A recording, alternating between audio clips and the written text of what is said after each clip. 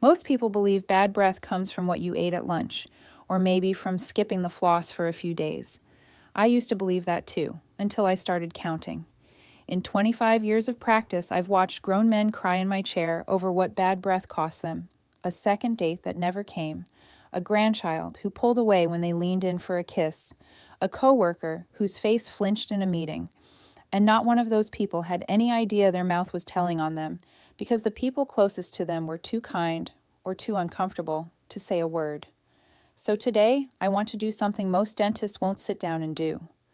I want to walk you through the real causes of chronic bad breath, the kind that lasts after you brush, the kind that comes back 2 hours after the mint, the kind no commercial mouthwash on the shelf has ever truly fixed. By the end of this video, you're going to know exactly what's causing it, why what you've been doing isn't working, and the steps that actually solve it starting tonight. I'm Dr. Helen Bennett. I've been practicing dentistry for over 25 years. The last 15 of those as a biomimetic and holistic dentist, which just means I focus on saving teeth and looking at the mouth as part of the whole body, not as a separate machine you visit twice a year. Before we get into this, do me a small favor. Drop your city or state in the comments. I love seeing where you're watching from, and it helps me know who I'm sitting with today.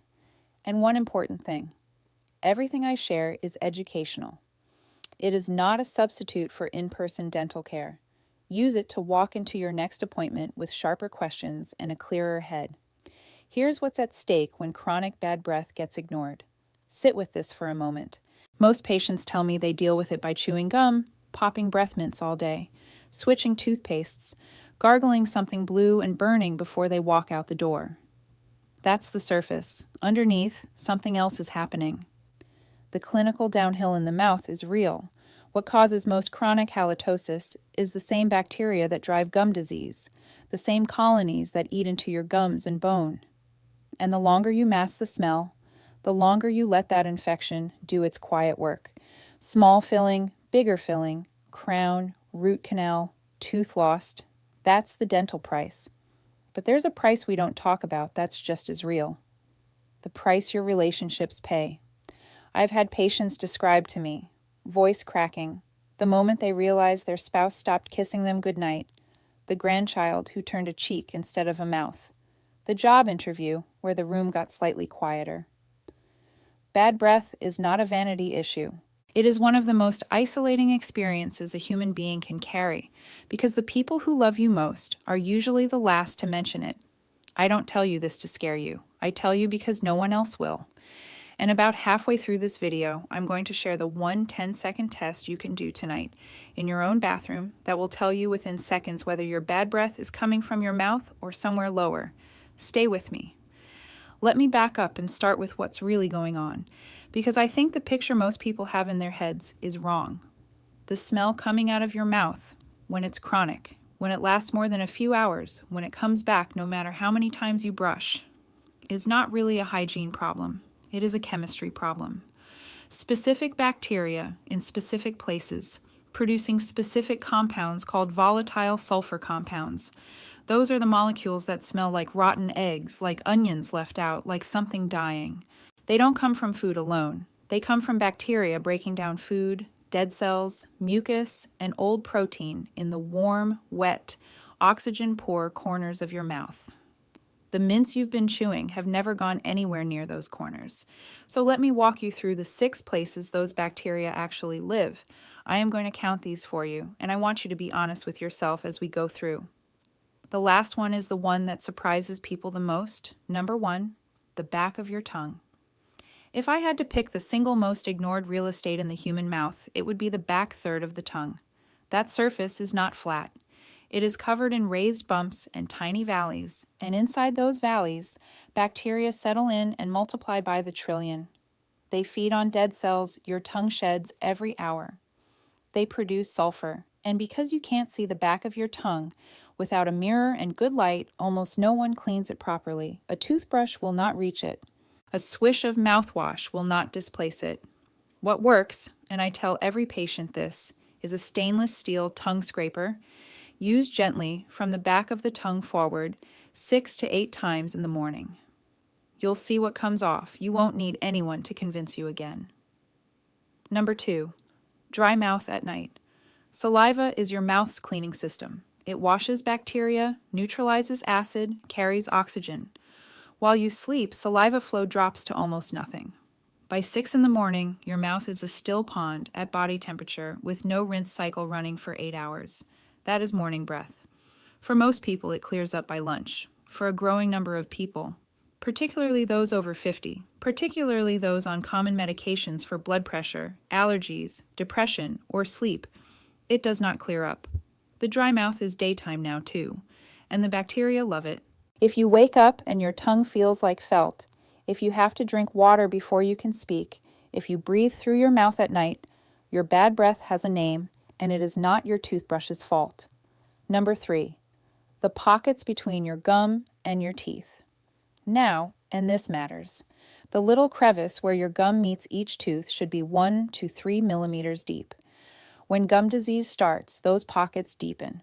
4 millimeters, 5, 6. Inside those pockets, oxygen barely reaches. The bacteria that thrive there, anaerobic bacteria, are the worst sulfur producers in the entire human body. You can brush, floss, scrape, and rinse, and the smell will still come back because it is leaking out of pockets you cannot physically reach. This is the cause I see most often missed in patients who have tried everything. They do not have a hygiene problem. They have an undiagnosed periodontal problem. Ask your dentist for a full pocket reading at your next visit. If they refuse, you need a different dentist. Number 4, what's happening below the neck? Let me say something that's going to surprise you. The mouth is the front door of the digestive tract, and what is happening downstairs absolutely shows up upstairs. Reflux, particularly the silent kind that doesn't burn but seeps up at night, coats the back of your throat in stomach acid and partially digested food. That feeds bacteria, constipation, slow gut motility, an imbalanced gut microbiome, undiagnosed food intolerances. All of these can produce gases that vent through the breath. I'm not telling you to ignore your dentist and run to a gastroenterologist. I'm telling you that if your mouth is clean, your gums are healthy, your tongue is scraped, and your breath is still bad, the answer might be in your gut, not in your mouth. Now here's the part that's going to surprise you. About a third of the chronic bad breath cases I see in my practice, a third, turn out not to be a mouth problem at all once we look properly. That's why I refuse to just hand patients a prescription rinse and call it a day. Number 5, old failing dental work. This one breaks my heart because it is so preventable. A crown that's leaking around its edges. A filling with a tiny gap underneath where bacteria have moved in. A bridge that hasn't been cleaned underneath in 15 years. An implant with inflamed tissue around it. Each of these is a hidden, warm, food-trapping pocket that you literally cannot clean from the outside. Dental work that was done poorly or that has aged out of its useful life becomes a bacteria farm. And I'll be honest with you, this is one of my biggest pet peeves about my own profession. Reflex use of full crowns when partial coverage would have done the same job, leaving giant margins where bacteria find a home for the next 20 years. If you have older crowns and chronic bad breath you can't trace, ask your dentist to specifically check the margins. Magnification matters here. Number 6, dehydration and the way you breathe. And listen, I get it. This sounds too simple. But I'm going to say it anyway because it's true. Most adults over 50 walk through the day mildly dehydrated.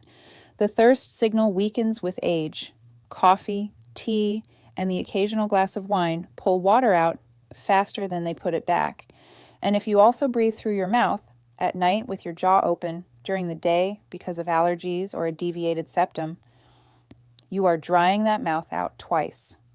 A dehydrated mouth at 4 in the afternoon is a sulfur factory. A simple pattern of sipping water through the day, breathing through your nose, and treating any sleep apnea or chronic congestion can change someone's breath inside 2 weeks. I've watched it happen. If you only remember one thing from this video, let it be this. Bad breath is rarely about the last thing you ate. It is almost always about a place in your body where bacteria have moved in and set up shop. Find the place. Clean the place. The smell follows. Now, the test I promised. Tonight, lick the inside of your wrist. Wait 10 seconds. Smell it. That tells you what your tongue smells like, which is most of what people smell when they are close to you. Then take a clean piece of unflavored floss, slide it between two of your back teeth, pull it out, and smell that. That tells you what is coming out of those pockets. If both smell strong, you have at least two problems and you need a real cleaning, not a rinse. If the wrist is fine and the floss smells, your problem is between the teeth, not on the tongue.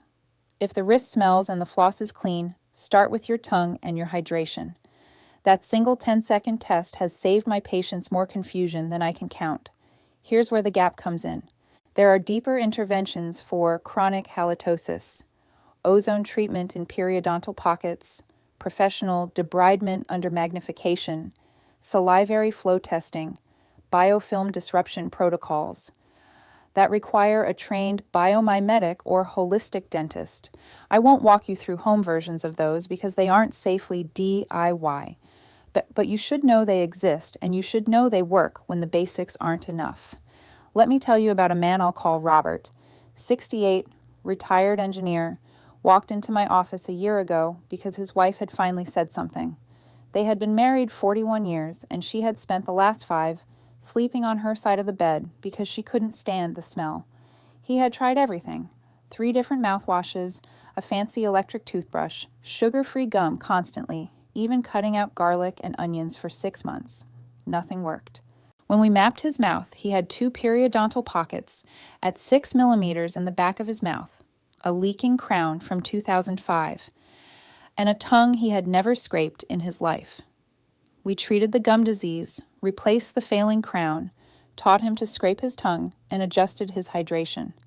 3 months later, he came in for a follow-up and told me his wife had kissed him on the mouth that morning for the first time in 5 years. He cried in the chair. I cried a little too. Here's what 25 years in practice have taught me about bad breath. It is the most isolating dental problem a person can carry, and it is one of the most fixable, because the cause is almost always findable if someone is willing to look in the right places. You do not need a stronger mouthwash. You do not need to chew more gum. You do not need to be ashamed. You need somebody, yourself, a hygienist, or a real dentist who isn't in a hurry, to figure out which of those 6 places is the source and to clean that place properly. If this were my own mother sitting in that chair, here is what I would want her to hear. The smell is information. It is not a verdict on you.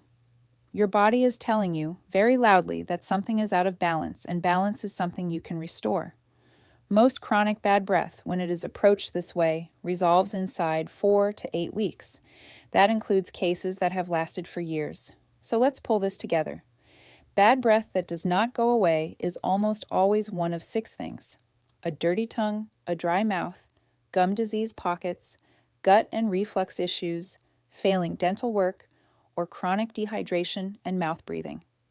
Tonight, do the wrist and floss test. Start scraping your tongue with a stainless steel scraper, gently 6 to 8 strokes back to front every morning. Hydrate consistently through the day, not all at once.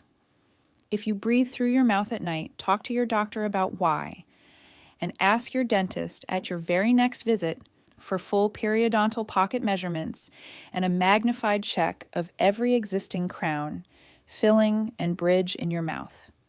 Those steps, done in order, will solve roughly 3 out of 4 chronic cases. The remaining ones almost always involve gut or systemic issues that deserve a real conversation with your physician and a biomimetic dentist who isn't going to hand you a blue rinse and rush you out the door. You are not a passive patient. You are an active participant in your own care. The dentist holds the instruments, but you hold the choice. And you do not need permission to ask hard questions about why no one has explained any of this to you before. In the comments, I want to know, how long have you been dealing with this, and which of the 6 causes do you suspect is yours? I read them. If this helped you, hit the like button, subscribe, and share it with someone over 50 who needs to hear it. Take care of your teeth. They're irreplaceable. I'll see you in the next one.